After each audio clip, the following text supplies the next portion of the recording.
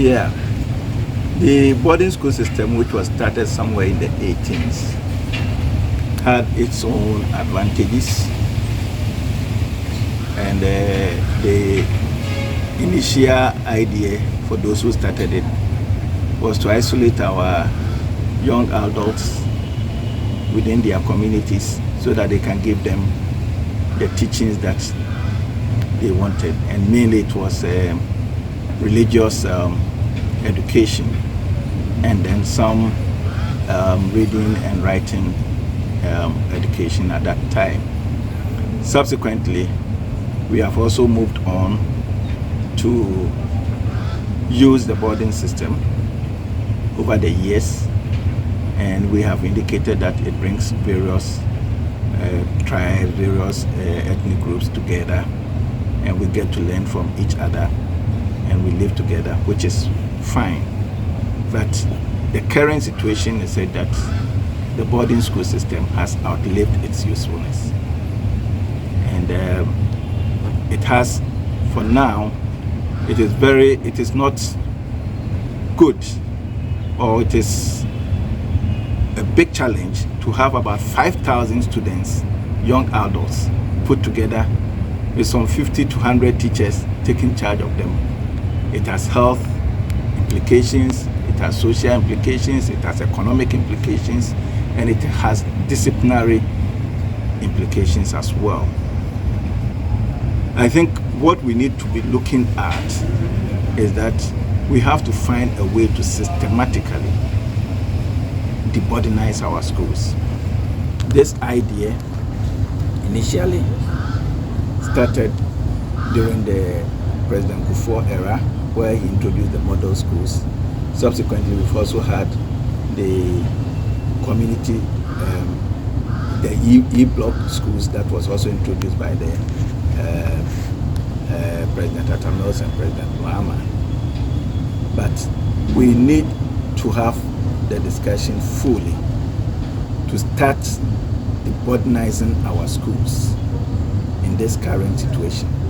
Health-wise, most of the challenges that we have almost every year with bed bugs, with sanitation in their schools. If you go to some of the schools, the sanitary conditions are very bad.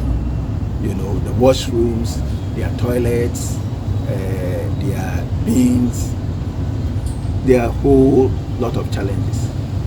Again, you clamp these children together, initial classrooms and initial dormitories that were supposed to take a certain number has gone way up. You know, they are breathing together, they are eating together, they are doing a whole lot of things together. And we don't even have a system that checks their health conditions periodically. There are a lot of social vices that people are learning from the schools. Smoking and all sorts of social vices that people are learning from the schools.